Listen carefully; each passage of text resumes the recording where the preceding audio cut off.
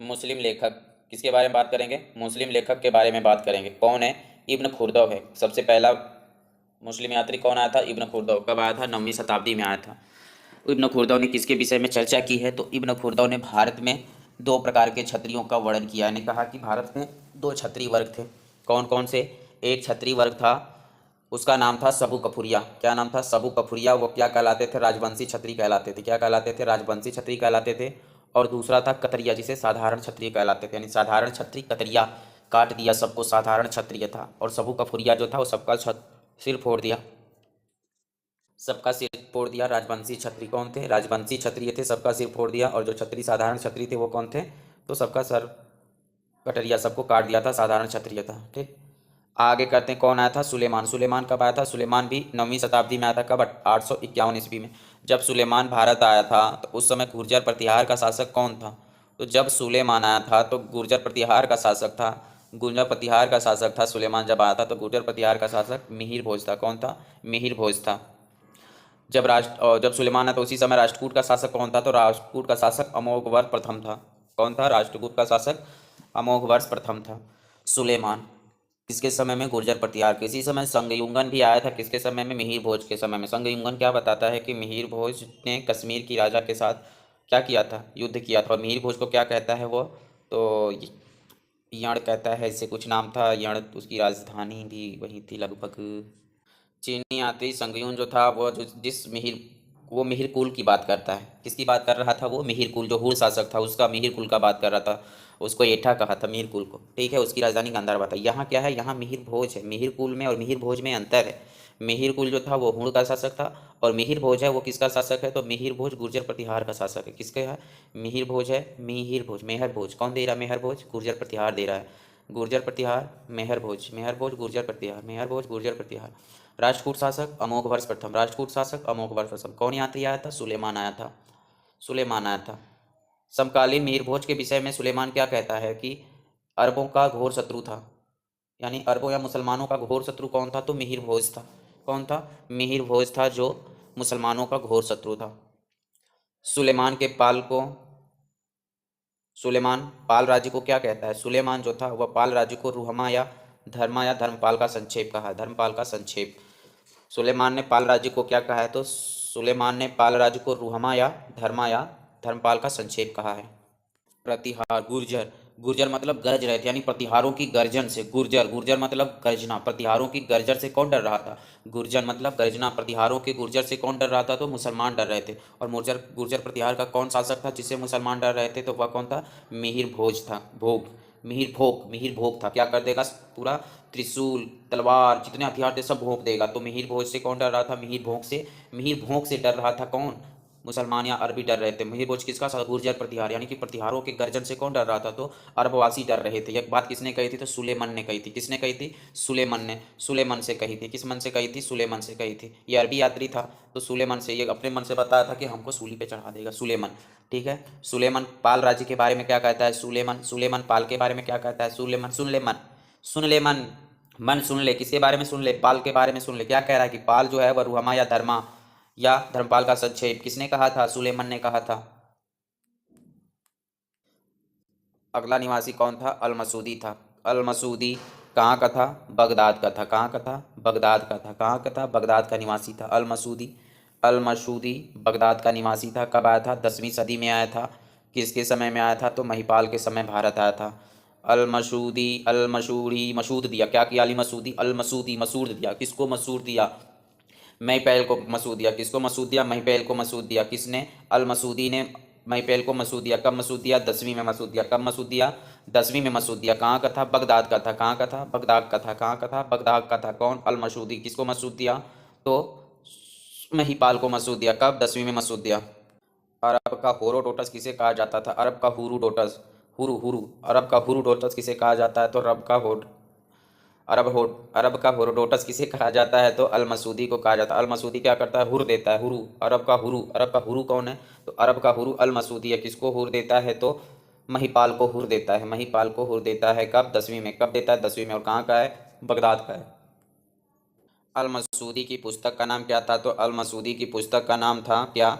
मसूदी मसूर्दी मसूर्दी मसूर्दी कौन? अल मसूदी मसूर्दी की पुस्तक का नाम क्या था? तो मुरजुजु जहब मुरजुजु जहब क्या नाम था? मुरजुजु जहब। किसी पुस्तक का नाम? अल मसूदी की पुस्तक का नाम था मुरजुजु जहब। मुरजुजु जहब में किसका वर्ण करता है? तो गुर्जर प्रतिहार राज्य को अलजुज कहता है। क्या कहता है? गुर्जर प्रतिहार को अलजुज। गुर्जर प्रतिहार को अलजुज कौन कहता है? तो गुर्जर प्रतिहार को अलजुज अल मसूदी कहता है। मिहिर भोज के बारे में क्या कहता है? तो मिहिर भोज को बौर कहता है। क्या कहता है? मिहिर भोज को बौर कहता है। मिहिर भोज को बौर कौन कौन कहता है? मिहिर भोज को बौर कौन कहता है? मिहिर भोज को बौर कौन कहता है? अल मसूदी कहता है। कौन कहता है? अल मसूदी कहता है। मिहिर भोज को बौर कौन कहता है? अल मसूदी कहता है। कौन कहता है? अल मसूदी कहता है। अरब यात्रियों ने किस वंश को विश्व में 4 शासकों में किए? अरब यात्रियों ने किस शासक की तुलना भारत के किस शासक की तुलना विश्व में 4 शासकों में की है? तो राष्ट्रकूटों को। किसको की है? राष्ट्रकूटों की किया। यानी राष्ट्रकूटों ने, देखो गुर्जर प्रतिहार भी है, गुर्जर प्रतिहार के डर से किसको कहा था कि अरब डरते थे? तो किसके डर से डरते थे? मिहिर भोज के डर से डरते थे। लेकिन विश्व में शासकों में 4 शासकों में किसको शामिल किया गया है? तो राष्ट्रकूटों को शामिल किया है। किसने? इतना कूटा कि राष्ट्र को क्या बता दिया? 4 राष्ट्रों में एक माना है शासक में। कौन? अरब यात्रियों ने। अरब यात्रियों को राष्ट्रकूटों ने इतना कूटा कि 4 राष्ट्रों में एक मान दिया है। ठीक, विश्व में 4 शासकों में एक माना है। अलबरूनी। अलबरूनी कब आता है? तो अलबरूनी कब आती है? अलबरूनी 11वीं शताब्दी में आता है। कब आता है? 11वीं शताब्दी में आता है। 1018 से 1019 के समय आता है 11वीं शताब्दी में। महमूद गजनवी किसके साथ आया था? अलबरूनी किसके साथ आया था? तो अलबरूनी महमूद गजनवी के साथ आया था। किसके साथ आया था? महमूद गजनवी के साथ आया था। कौन से अभियान पे? तो कन्नौज अभियान पे आया था। कौन आया था? अलबरूनी। अलबरूनी किसके साथ आया? अलबरूनी आया था महमूद गजनवी के साथ। कब आया था? 11वीं शताब्दी में आया था। किस अभियान पर आया था? तो कन्नौज के अभियान पे आया था। अलबरूनी का जन्म कहाँ हुआ था? तो अलबरूनी का जन्म खारिज में खीवा में हुआ था। महमूद गजनवी ने इसे किस पद पे नियुक्त किया था? तो महमूद गजनवी ने इसे राज ज्योतिष के पद पे नियुक्त किया था। किस पद पे? राज ज्योतिष के पद पे। किसको नियुक्त किया गया था? अलबरूनी को नियुक्त किया गया था। अलबरूनी को राज ज्योतिष के पद पे। ज्योतिष किसके पद पे? ज्योतिष के पद पे। अलबरूनी ने किस ज्योतिष पद्धति का अध्ययन किया था? तो यूनानी एवं भारतीय दोनों पद्धतियों में ज्योतिष का अध्ययन किया था। अलबरूनी की पुस्तक का नाम सबको पता है, तहकीक हिंद यानी भारत की खोज। किस भाषा में लिखा था? ये जानना जरूरी है। अरबी भाषा में लिखा था। भाई मुसलमानों के साथ आया था तो अरबी भाषा में लिखेगा, क्योंकि उस समय फारसी भाषा आई नहीं थी अभी। तहकीक हिंद का अंग्रेजी वर्ड में किसने अनुवाद किया? तो एडवर्ड सचाऊ ने किया था। किसने किया था? एडवर्ड सचाऊ ने किया था। और हिंदी में रजनीकांत शर्मा ने किया है। अलबरूनी पहला मुसलमान था जिसने संस्कृत सीखा। नहीं कि पहला मुसलमान कौन था जिसने संस्कृत सीखा है? तो वह थी अलबरूनी। संस्कृत सीखेगा तभी तो ज्योतिष शास्त्र का अध्ययन करेगा। तो सबसे पहला मुसलमान कौन है? तो अलबरूनी है, जिसने संस्कृत सीखा था। और इसने पुराणों और भागवत गीता का अध्ययन करने वाला भी पहला मुसलमान बोला जाता है। अलबरूनी भगवत गीता के विशेष रूप से प्रभावित था।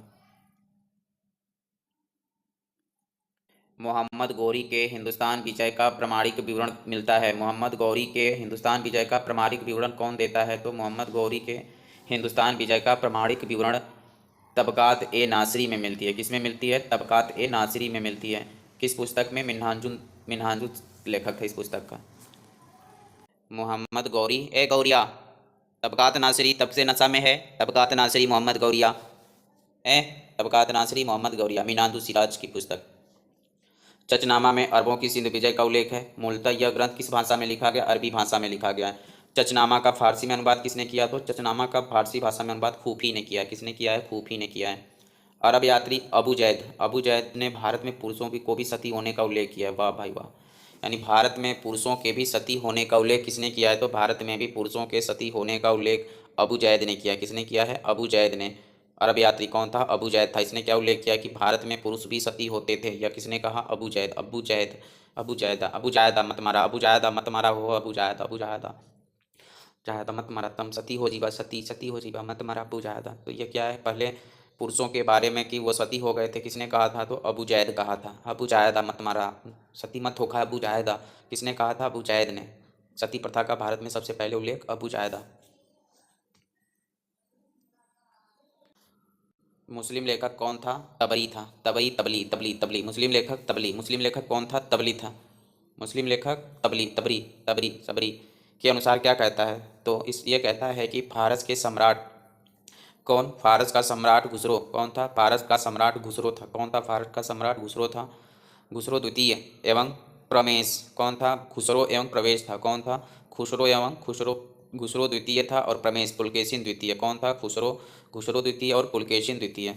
कौन था? पुलकेशिन द्वितीय था। इन दोनों के बीच क्या हुआ था? तो राजदूतों का आदान प्रदान हुआ था। किसके बीच राजदूतों का आदान प्रदान हुआ था? तो खुसरो द्वितीय और प्रवेश के समय। प्रमेश मतलब पुलकेशिन द्वितीय के समय क्या हुआ था? राजदूतों का आदान प्रदान हुआ था। कौन कहता है? तो तबरी कहता है। मुस्लिम लेखक तबरी तबरी तबरी क्या कहता है? तबरी कहता है कि आदान प्रदान हुआ था। ठीक है, आदान प्रदान हुआ था किसका? खुसरो द्वितीय के और पुलकेशिन द्वितीय के समय। कंगयूर एवं तंगयूर का लेखक कौन है? तो कंगयूर एवं तंगयूर का लेखक है तारानाथ। कौन है? तारानाथ है। यह कहाँ के इतिहासकार है? तो तिब्बत के इतिहासकार है। तिब्बत के इतिहासकार तारानाथ है। कौन है? तिब्बत के इतिहासकार तारानाथ है। 12वीं सदी में किसकी रचना की थी? कंगयूर एवं तंगयूर की। सबको तंग करके रखिए, तंगयूर कंगयूर। कंग कर दिए, कंग कर दिए, क्या कर दिए? तंग कर दिए, सबको तंग कर दिए, कंगाल कर दिए, तंग कर करके सबको कंगाल कर दी है, कंग करके। कौन? तारानाथ का 12वीं शताब्दी में। यह कहाँ की लेखक थी? तो तिब्बत की लेखक थी। तारानाथ तिब्बत की लेखक तारानाथ 12वीं शताब्दी में पुस्तक की रचना की, कंगयूर तंगयूर। तबरी कौन थी? तबरी ईरानी ईरानी इतिहासकार था। तबरी कहाँ का इतिहासकार था? तो तबरी ईरान का इतिहासकार था। यह किसके बारे में बताता है? तो खुसरो और पुलकेशिन द्वितीय के बारे में। खुसरो द्वितीय और पुलकेशिन द्वितीय के बीच राजनयिक संबंध यानी राजदूतों का आदान प्रदान के बारे में कौन बताती है? तो तबरी बताता है। कौन बताती है? तबरी बताता है। कब बताता है? ये कहाँ का था? तो यह ईरान का था। तबरी ईरान का, तारानाथ तिब्बत का। Venice Venice Italian. वेनिस का मार्को पोलो कहाँ का था? तो मार्को पोलो इटालियन या वेनिस का था। कब भारत में आया था? तो इटालियन मार्को पोलो कब आया था? मार्को पोलो 13वीं शताब्दी में आया था। मार्को पोलो किस देश की यात्रा की थी? तो 13वीं सदी के अंत में पांड्य देश की यात्रा की थी। कौन? मार्को पोलो पांड्य देश की यात्रा की थी। इसे क्या कहा जाता था? तो मध्यकालीन यात्रियों का राजकुमार कहा जाता था। मध्यकालीन रात्रियों का राजकुमार किसे कहा जाता था? मध्यकालीन रात्रियों का राजकुमार मार्को पोलो को कहा जाता था। किसको कहा जाता था? Marco Polo. क्या था ये मार्के पेलो? कौन था मार्के पेलो? कहाँ का था? इटालियन का था। Italian Venice Italian Venice. ईटा लेके चलता था मार्के पेलो। क्या लेके चलता था? ईटा लेके चलता था, मतलब इटालियन का आया था, वेनिस से आया था। कौन? Marco Polo. कब आया था? 13वीं शताब्दी मतलब 12 बजे के बाद 13वीं शताब्दी, 12 के बाद आता है। कब आता है मार्को पेलो? कब आता है मार्को पेलो? आता है 12 के बाद आता है। कब आता है? 12 के बाद आता है। और क्या लेके चलता है? ईंटा लेके चलता है। और इसे क्या कहा जाता है? तो मध्य रात्रि का राजकुमार कहा जाता है। क्या कहा जाता है? मध्य रात्रि का राजकुमार कहा जाता है। किसको? मार्को पेलो। ठीक है, मध्य रात्रि का इसको राजकुमार कहा जाता है। मार्को पेलो क्या बताता है? तो मार्को पेलो बताता है कि भारतीय जो थे वो अपना बहुत सारा पैसा किस पर खर्च करते थे? तो बहुत सारा पैसा घोड़ा बनने पर खरीदते थे। घोड़ा घोड़ा बनने के लिए खर्च करते थे। ठीक है, यानी कि भारत के जो या लोग थे वो ज़्यादा पैसा किस पर खर्च करते थे? तो घोड़ा बनने के लिए खर्च करते थे, घोड़ा खरीदने के लिए खर्च करते थे। क्या करने के लिए? घोड़ा खरीदने के लिए, यानी घोड़ा ज़्यादा संख्या में रखने के लिए खर्च करते थे। कौन कहता है? मार्को पेलो कहता है कि भारत के जो लोग थे वह ज़्यादा संख्या में घोड़ा खरीदने के लिए पैसा खर्च करते थे। मार्को पेलो पांड्य देश के अंत में आया था, यानी कि 13वीं शताब्दी के अंत में कहाँ आया था? पांड्य देश में आया था। कहाँ पे आया था? पांड्य देश में आया था। और यहाँ किसका शासक बताता है? तो काकटिकीय वंश की महिला रुद्रदमा देवी का उल्लेख करता है। किसका उल्लेख करता है? तो काकटिकीय वंश की महिला, शासक महिला रुद्रदमा देवी की उल्लेख करता है। कौन? मार्को पेलो। किसका उल्लेख करता है? रुद्रदमा देवी का उल्लेख करता है। इसके अनुसार पांड्य राज्य किसके लिए प्रसिद्ध था? तो इसके अनुसार पांड्य राज्य मावर या मोतियों के लिए प्रसिद्ध था, इसीलिए आया था। इसीलिए इसको मध्य रात्रि का क्या कहा जाता है? ट्रिक है भाई, मध्य यूरोप मध्यकालीन यात्रियों का राजकुमार कहा जाता है। तो हम इसको मध्य रात्रि इसलिए बोल रहे हैं कि हमें याद रहेगा, मध्य रात्रि का राजकुमार। मध्यकालीन यात्री। तो मध्य रात्रि का राजकुमार किसे कहा जाता है? तो मार्को पेलो को कहा जाता है। क्यों? क्योंकि इसको पांड्य राज्य में क्या मिला था कि यहाँ पे मावर मोतियों के लिए प्रसिद्ध है। पांड्य राज्य का मावर जो था वो किसके लिए प्रसिद्ध था? तो मोतियों के लिए प्रसिद्ध। जब रात में आएगा तभी तो चोरी करेगा मोतियों का, तो इसीलिए इसको ये चीज़ कहा जाता था। चीज़ें बस याद होनी चाहिए, जैसे भी याद हो जाए। हमें एग्जाम में वो चीज़ देखना, हमें ये चीज़ नहीं देखिए। अभी इनका याद करके हम क्या करेंगे? हमारे जीवन में कुछ काम आएगा इसका? तो भाई हमें एग्जाम पास करना है, तो चीज़ें हमें किसी तरह याद होनी चाहिए। बस सिंपल सा बात है, एग्जाम में हमें माइंड में आ जाए कि हाँ ये चीज़ है। जैसे मैथ में 60 लगाते हैं, मैथ में कोई सॉल्व करता है एग्जाम में? अभी थ्योरी लेके बैठ जाओ तो एक पेज में भर दोगे, लेकिन एग्जाम में सब ट्रिक सोचता है, ऐसे ऐसे 1 मिनट में क्वेश्चन था। तो वैसे इसमें भी तो पढ़ना चाहिए कि कैसे ट्रिक करना है हमें। प्राचीन भारतीय इतिहास के आधुनिक लेखक कौन थे? तो जर्मनी के मैक्स मूलर। प्राचीन भारतीय इतिहास के आधुनिक लेखक में किसका नाम आता है? तो जर्मनी का मैक्स मूलर था। मैक्स मूलर कहाँ का था? मैक्स मूलर जर्मनी का था। कहाँ का था Max Muller? Germany. Germany Max Muller, Max Muller Germany. प्राचीन भारतीय के आधुनिक इतिहास के स्रोत के रूप में आधुनिक लेखक में सबसे पहला नाम किसका आ रहा? तो जर्मनी का लेखक था मैक्स मूलर। कौन था? जर्मनी का लेखक था। कहाँ का लेखक था? जर्मनी का लेखक था। कौन था? मैक्स मूलर था। मूलर मैक्स जर्मनी, याद ही नहीं आ रहा जर्मनी को मैक्स मूलर से कैसे जोड़े। तो जर्मनी को मैक्स मूलर से जोड़ना है तो Germany Gemini, Gemini Gemini Max Muller, Germany Max Muller. इसने क्या किया था? तो प्राचीन धर्म ग्रंथों का अनुवाद किया था। किसका अनुवाद किया था? प्राचीन धर्म ग्रंथों का अनुवाद किया था। Max sacred books of the east series, क्या लिखा था? Sacred books of the east series. Max में क्या है? सीक्रेट्स है। मैक्स में क्या है? सीक्रेट्स है। सीक्रेट है, सब भरा, सब इसमें सीक्रेट भरा है। किसमें? मैक्स में। मैक्स में क्या भरा हुआ? सीक्रेट्स भरा हुआ। किसका सीक्रेट्स भरा हुआ है? तो ईस्ट का भरा हुआ। तो secrets books of east series किसकी है? तो मैक्स मूलर की, यानी पूर्व के पवित्र ग्रंथ में किया है। इसमें किस कहाँ कहाँ का संकलन है? तो इसमें भारतीय, चीनी और ईरानी ग्रंथों का संकलन है। किसका किसका संकलन है? भारत का, चीन का और ईरान के जो ग्रंथ थे उसका संकलन किया था। किसने? मैक्स मूलर ने। प्राचीन भारत का पहला सुव्यवस्थित इतिहास किसने लिखा था? तो प्राचीन भारत का पहला सुव्यवस्थित इतिहास विंसेंट आर्थर स्मिथ ने, B.A. स्मिथ ने लिखा था। किसने लिखा था? B.A. स्मिथ ने लिखा था। सुव्यवस्थित इतिहासकार। अगर इसको ट्रिक से याद करना है तो आपको सुव्यवस्थित इतिहास अगर पढ़ना है, सुव्यवस्थित ढंग से इतिहास पढ़ना है तो आपको क्या करना पड़ेगा? आपको BA करना पड़ेगा। क्या करना पड़ेगा? BA करना पड़ेगा। सुव्यवस्थित, अगर आप 11वीं 12वीं पढ़ रहे हैं तो आपको सुव्यवस्थित इतिहास पढ़ने को नहीं मिलेगा। सुव्यवस्थित इतिहास पढ़ना है तो आपको क्या पढ़ना पड़ेगा? BA करना पड़ेगा। किसने लिखा है? तो B.A. स्मिथ ने लिखा है। कि भारत का सुव्यवस्थित इतिहास किसने लिखा है? तो B.A. स्मिथ ने लिखा है। भारत के पूर्व के पवित्र ग्रंथों का संकलन किसने किया है? तो मैक्स मूलर ने किया। किसमें? किसका? तो भारत का, चीन का और ईरानी ग्रंथों का संकलन किया है। किसमें? The secrets books of the east series के नाम से किया है। कहाँ का रहने वाला था? जर्मनी का रहने वाला था। B.A. स्मिथ की पुस्तक का नाम क्या है? तो अर्ली हिस्ट्री ऑफ इंडिया। कब लिखा था इन्होंने? 1904 में लिखा था। कब लिखा था? 1904 में अर्ली हिस्ट्री ऑफ इंडिया लिखा था। अर्ली हिस्ट्री ऑफ इंडिया में किसका वर्णन किया गया है? तो इस पुस्तक में 1/3 भाग में इन्होंने सिकंदर के आक्रमण का उल्लेख किया है। यानी पुस्तक का जो 1/3 हिस्सा है उसमें किसका वर्णन किया गया है? तो 1/3 हिस्सा में किसका वर्णन किया गया है? तो सिकंदर के आक्रमण का उल्लेख किया गया है। B.A. स्मिथ किस प्रकार के इतिहासकार माने जाते हैं? तो B.A. स्मिथ जो थे वो साम्राज्यवादी इतिहासकार थे। B.A. स्मिथ साम्राज्यवादी इतिहासकार थे। कौन प्रकार के इतिहासकार थे? तो साम्राज्यवादी इतिहासकार थे। इसलिए अपनी पुस्तक के में निष्कर्ष निकाला कि भारतीय इतिहासकारों का सरोकार शासन के एकमात्र स्वरूप तानाशाही से है। यानी कि B.A. स्मिथ किस प्रकार का इतिहासकार था? तो B.A. स्मिथ साम्राज्यवादी इतिहासकार था। और क्या लिखता है? भारतीय इतिहासकारों का सरोकार जो था वह शासन के एकमात्र स्वरूप तानाशाही से है। किसने लिखा है? तो B.A. स्मिथ ने लिखा है। इसी धारा का जेम्स मिल भी एक साम्राज्यवादी इतिहासकार था जिसने क्या लिखा था? हिस्ट्री ऑफ ब्रिटिश इंडिया लिखी थी। जेम्स मिल ने कौन सी पुस्तक लिखी थी? तो जेम्स मिल ने पुस्तक लिखी थी British history of British India है। हिस्ट्री ऑफ ब्रिटिश इंडिया किसने लिखी थी? तो history of British India James मिल ने लिखी थी। ये दोनों क्या थे? ये दोनों साम्राज्यवादी इतिहासकार थे। कौन? B.A. स्मिथ और जेम्स मिल। जेम्स स्टार्ट की पुस्तक का नाम क्या था? तो जेम्स स्टार्ट की पुस्तक का नाम था annuls and antiquities of Rajasthan. इसमें किसका है? तो इसमें राजपूतों का इतिहास लिखा हुआ है। ठीक है। साम्राज्यवादी इतिहास लेखन का सामना करने के लिए किस इतिहासकार आया? तो साम्राज्यवादी इतिहास लेखन का सामना करने के लिए राष्ट्रवादी इतिहास लेखन आया था। कौन आया था? राष्ट्रवादी इतिहास लेखन आया था। प्रमुख राष्ट्रवादी इतिहासकारों में कौन शामिल है? तो राष्ट्रवादी इतिहासकारों में राजेंद्र लाल मित्र हैं, R.G. भंडारकर हैं, विश्वनाथ काशीनाथ राजवाड़े हैं, D.R. भंडारकर, हेमचंद्र राय चौधरी, R.C. मजूमदार, पांडुरंग वामन काड़े, K.P. जायसवाल का नाम प्रमुख है। किसमें? राष्ट्रवादी इतिहासकार में। और साम्राज्यवादी इतिहासकार जो थे वह अंग्रेज जो थे उसमें किसका नाम आया था? जेम्स मिल का नाम आया था। और किसका नाम था? तो B.A. स्मिथ का नाम था। सातवाहनों का इतिहास किसने लिखा था? तो सातवाहनों का इतिहास विश्वनाथ काशीनाथ ने लिखा था। किसने लिखा था? सातवाहनों का इतिहास विश्वनाथ काशीनाथ सातवाहनों का इतिहास लिखा था। सातवाहन विश्वनाथ काशीनाथ। सातवाहन से कौन चलेगा भाई? जो विश्व का नाथ होगा और काशी का नाथ होगा। ठीक, यानी काशी का जो नाथ होगा, जो काशी का राजा होगा और जो विश्व का राजा होगा वही तो सातवाहन से चलेगा।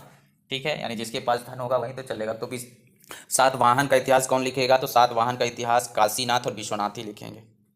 काशीनाथ और विश्वनाथ क्या थे? तो काशीनाथ विश्वनाथ समाज सुधारक थे और अपने शोधों के आधार पर विधवा विवाह का समर्थन किया था। केपी जायसवाल ने हिंदू पॉलिटी कब लिखा था? तो केपी जायसवाल ने हिंदू पॉलिटी 1924 ईस्वी में लिखा था। कब लिखा था? 1924 ईस्वी में लिखा था। हिंदू पॉलिटी लिखकर इसने क्या किया था? तो इन्होंने अंग्रेजों द्वारा प्रस्तुत भारतीय तानाशाही की कपोल कल्पना का अंत कर दिया था। यानी अंग्रेजों के इतिहास जो लिखते थे वो क्या बताते थे कि भारत के जो इतिहासकार हैं या भारत में जो राजा शासन तासन था वो सब क्या था? तानाशाही का शासन था। तो इस सब को खंडन किसने किया था? तो केपी जायसवाल ने खंडन किया था। ठीक, कब? 1924 में हिंदू पॉलिटी लिखकर।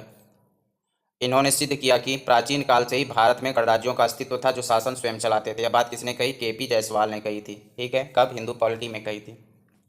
भारत में मार्क्सवादी इतिहास लेखन की शुरुआत किसने की थी? तो भारत में मार्क्सवादी इतिहास लेखन की शुरुआत किसने की? तो डीडी कोसाम्बी ने की। किसने की? डीडी कोसाम्बी ने।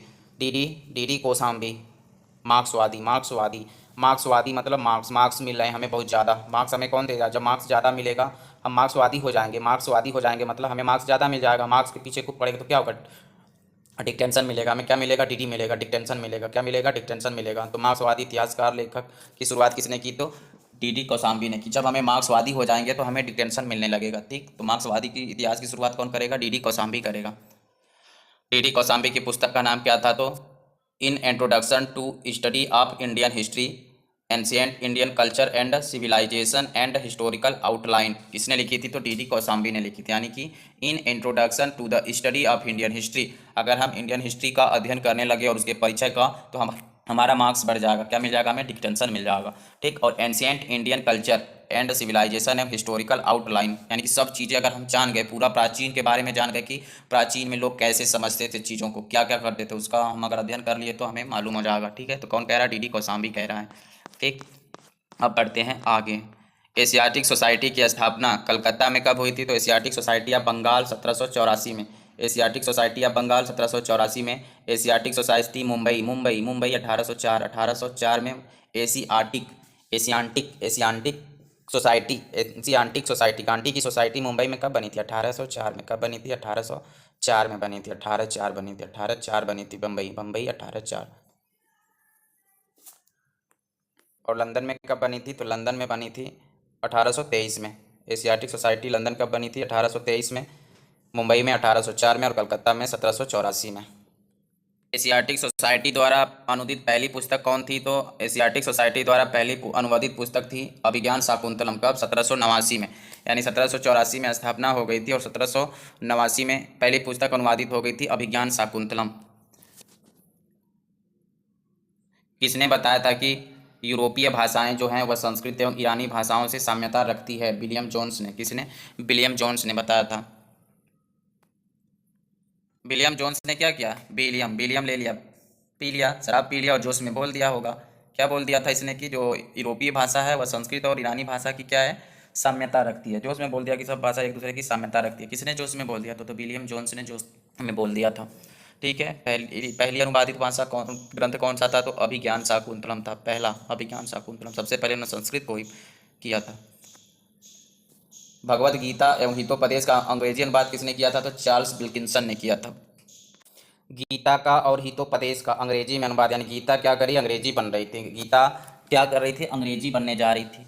ठीक है, गीता जो थी और हितोपदेश जो था, गीता और हितोपदेश क्या करने जा रहे थे? अंग्रेजी बनने जा रहे थे। ठीक है, और इनका बिल कैंसिल किसने कर दिया? तो विल्किंसन ने कर दिया और इनका बिल कैंसिल हो गया। ठीक है, तो गीता और हितोपदेश का अंग्रेजी अनुवाद किसने किया था? तो विल्किंसन ने किया था। गीता और हितोपदेश क्या थे? गीता और हितोपदेश अंग्रेजी बनने जा रहे थे, अंग्रेज बनने जा रहे थे और इनका बिल क्या हो गया? कैंसिल हो गया। ठीक, तो किसने अंग्रेजी में अनुवाद किया था गीता और हितोपदेश का? तो विल्किंसन ने किया था। विल्किंसन ने। सबसे पहली बार संस्कृत का अध्यापन किसने शुरू किया था? तो हेमिल्टन ने शुरू किया था। सबसे पहली बार संस्कृत का अध्यापन फ्रांस विश्वविद्यालय में। कहाँ पे हुआ था? संस्कृत का फ्रांस में, फ्रांस विश्वविद्यालय में सबसे पहली बार संस्कृत का अध्ययन किसने शुरू किया था? तो हेमिल्टन ने किया था। किसने किया था? हेमिल्टन ने किया था। हिस्ट्री ऑफ धर्मशास्त्र, हिस्ट्री ऑफ धर्मशास्त्र किसने लिखा था? तो पांडुरंग वामन काड़े, पीबी काड़े। पीबी काड़े ने क्या लिखा था? तो पीबी काड़े ने लिखा था history of Dharmashastra. PB Kane, PB Kane, PB Kane, PB Kane, PB BB Kane, PB Kane, PB Kane, Pandurang Vaman Kane. Dharmashastra में क्या लिखा है? धर्मशास्त्र में लिखा है कि बीबी द्वारा काड़ा नहीं जाना चाहिए। ठीक है, धर्मशास्त्र में क्या लिखा है? कि बीबी द्वारा काड़ा नहीं जाना चाहिए। तो किसमें लिखा है? धर्मशास्त्र। धर्मशास्त्र में क्या लिखा है? कि धर्मशास्त्र में लिखा है बीबी द्वारा काढ़ा नहीं जाना चाहिए। तो हिस्ट्री ऑफ धर्मशास्त्र किसने लिखा? पीबी कांडे ने लिखा। हिस्ट्री ऑफ धर्मशास्त्र किसने लिखा? पीबी कांडे ने लिखा। धर्मशास्त्र में क्या लिखा है? कि बीबी द्वारा काढ़ा नहीं जाना चाहिए। History and culture of Indian peoples. History and culture of Indian peoples किसने लिखा है? तो आरसी मजूमदार ने लिखा है। किसने लिखा है? आरसीएम ने लिखा है। आरसीएम ने क्या लिखा है? आरसीएम ने लिखा है कि history and culture of Indian people, भारतीय लोगों का इतिहास और संस्कृति। भारतीय लोगों का इतिहास और संस्कृति किसने लिखा है? आरसी मजूमदार ने। किसने? आरसी मजूमदार ने लिखा है। History of ancient India Neelkanth Shastri. History of south India Neelkanth Shastri. Neelkanth Shastri, Neelkanth Shastri. Neelkanth, देखो नीलकंठ का मंदिर कहाँ पे? नीलकंठ किसको कहा जाता है? शंकर जी को कहा जाता है, शंकर भगवान को। ठीक है, तो नीलकंठ कहाँ देखने को मिलते हैं? तो साउथ में ज़्यादा देखने को मिलती है मंदिर इनका, बड़ी बड़ी। ठीक है, तो नीलकंठ ने क्या लिखा? South. History of south India. History of south India कौन लिखेगा? नीलकंठ शास्त्री लिखेंगे। History of south India, south India का इतिहास कौन लिखेगा? नीलकंठ शास्त्री लिखेंगे। ठीक है, शंकर भगवान की बड़ी बड़ी मूर्तियां देखने को मिलती हैं मंदिर होते। और history of ancient India. History of ancient India और हिस्ट्री ऑफ साउथ इंडिया दोनों को एक साथ लेके चलेंगे तो याद हो जाएगा। History of south India, history of ancient India किसने लिखा है? नीलकंठ शास्त्री ने लिखा है। RC Majumdar, history and culture of Indian people. L Basham ने कौन सी पुस्तक लिखी है? तो wonder that was India. L M Basham, L बास वंडर। ये ले बांस, ये ले बांस, खूब बांस बांस मारते, वो आश्चर्यचकित हो गया। क्या हो गया? Wonder, wonder that was India. L Basham, Basham को इतना मारा गया, इतना मारा गया, बांस बांस से मारा गया। बासम को किससे मारा गया? बांस बांस से मारा गया, तो वो चकित हो गया। वंडर दैट वाज इंडिया, ऐसी भारत है, मुझे बांस बांस मार दिए। तो एल बासम वंडर, आश्चर्यचकित होता, wonder that was India. Ram शरण शर्मा। राम की शरण में कौन कौन जा रहा है? राम की शरण में शूद्र जाएंगे। राम की शरण में कौन जाएगा? शूद्र जाएगा। शूद्र इन एंशिएंट इंडिया। किसकी शरण में जा रहे हैं? राम की शरण में। शूद्र किसकी शरण में जा रहे हैं? शूद्र राम की शरण में जा रहे हैं। तो शूद्र in ancient India. Indian feudalism. Indian feudalism किसकी शरण में जाएंगे? फ्यूडलिज्म जाएंगे राम की शरण में। शूद्र भी राम की शरण में जाएंगे। Shudra in ancient India, feudalism India. And urban decay. और अर्बन डीके किसकी शरण में जाएंगे? तो अर्बन डीके भी किसकी शरण में जाएंगे? राम की शरण में जाएंगे। Urban decay in India.